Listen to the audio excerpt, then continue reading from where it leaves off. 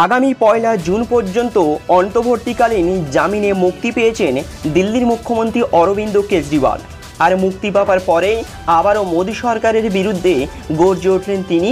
শুধু তাই নয়, গোটা ভারতবর্ষের মানুষকে সজাগ করলেন এবারে যদি তৃতীয়বার মোদী সরকার ক্ষমতায় আসে তাহলে গোটা ভারতবর্ষের অনেক বড় ক্ষতি হয়ে যেতে পারে বিভিন্ন বিরোধী মুখ্যমন্ত্রীগুলোর সাথে সাথে সকল বিরোধী দলের মুখ্যমন্ত্রীদের সতর্কবার্তাও জারি করলেন দিল্লির মুখ্যমন্ত্রী অরবিন্দ কেজরিওয়াল। তো চলুন দেখে নেব অরবিন্দ কেজরিওয়ালের তরফ থেকে গোটা ভারতবর্ষ তথা সকল বিরোধী মুখ্যমন্ত্রীকে কেন্দ্র করে কি গুরুত্বপূর্ণ আপডেট উঠে এসেছে। তো চলুন শুরু করা যাক।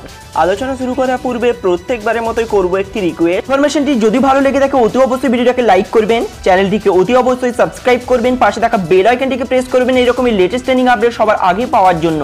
বলা হচ্ছে বিজেপি ক্ষমতায় এলে মমতা বন্দ্যোপাধ্যায়কে জেলে ঢোকাবে, আশঙ্কা প্রকাশ কেজরিওয়াল। দিল্লির মুখ্যমন্ত্রী অরবিন্দ কেজরিওয়াল গতকাল তিহার জেল থেকে জামিনে মুক্তি পেয়েছেন।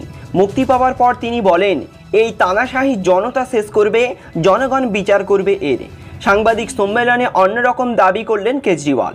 তিনি একটি গুরুত্বপূর্ণ উদ্বেগ প্রকাশ করেছেন। তিনি বলেন, মোদি ফের ক্ষমতায় এলে বাংলার মুখ্যমন্ত্রী মমতা বন্দ্যোপাধ্যায়কে জেলে পাঠাবেন। আমি সেটা লিখে দিতে পারি। বিজেপি ক্ষমতায় এলে মমতা দিদি, তেজস্বী যাদব, এম.কে. স্ট্যালিন, পিনারাই বিজয়ন সহ অন্যান্য বিরোধী মুখ্যমন্ত্রীগুলোকে জেলে পাঠাবে। মুখ্যমন্ত্রীকে জেলে পাঠিয়ে সরকার ফেলে দেওয়ার ষড়যন্ত্র করছে বিজেপি, সেই জন্যই আমি পদত্যাগ করিনি। ঝাড়খণ্ডের মুখ্যমন্ত্রী হেমন্ত সোরেনের পদত্যাগ করা উচিত হয়নি। যে রাজ্যের বিজেপি হারবে সেই রাজ্যের মুখ্যমন্ত্রীকে জেলে ঢুকিয়ে সরকার ফেলার চক্রান্ত করবে এই দেশবিরোধী বিজেপি সরকার। অর্থাৎ এবারে মোদী সরকারের বিরুদ্ধে আবার এক বিরাট বড় মন্তব্য করলেন দিল্লির মুখ্যমন্ত্রী অরবিন্দ কেজরিওয়াল। আগামীতে আবার যদি মোদী সরকার ক্ষমতায় আসে তাহলে সমস্ত বিরোধী মুখ্যমন্ত্রীগুলোকে একে একে জেলে ঢোকাবে। তাদের উদ্দেশ্য সমস্ত রাজ্য সরকারগুলোকে ফেলে দেওয়া, আবার তাদের নিজেদের ক্ষমতায় ফিরিয়ে আনা। অর্থাৎ যে সকল রাজ্যে বিজেপি ক্ষমতায় নেই সেই সকল রাজ্যের মুখ্যমন্ত্রীদেরকে আক্রমণ করে জেলে ঢোকাবে এবং ওই সকল রাজ্যের সরকারগুলোকে ভেঙে দেওয়ার বড়সড় চক্রান্ত ফাঁস করল দিল্লির মুখ্যমন্ত্রী অরবিন্দ কেজরিওয়াল। বর্তমানে দিল্লি সরকারের একটাই লক্ষ্য, যেখানে ক্ষমতায় নেই সেখানে ক্ষমতায় আসার। অর্থাৎ প্রত্যেকটা রাজ্যে ডাবল ইঞ্জিন সরকার গড়ে তোলাই মূল লক্ষ্য দিল্লি সরকার। শুরু হয়ে গেছে লোকসভা নির্বাচন। ইতিমধ্যে তৃতীয় দফার লোকসভা নির্বাচন পর্ব শেষ হয়েছে, এখনও 4টে দফার লোকসভা বাকি। কোন রাজ্যে কোন সরকার বেশি এগিয়ে বলে আপনার মনে হয়?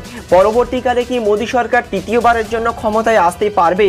কোন সরকার ক্ষমতায় আসলে দেশের সার্বিক পরিকাঠামো উন্নয়ন, শিল্প ব্যবস্থা, চাকরি বাকরির ব্যবস্থা আরও উন্নতর হবে বলে আপনার মনে হয়?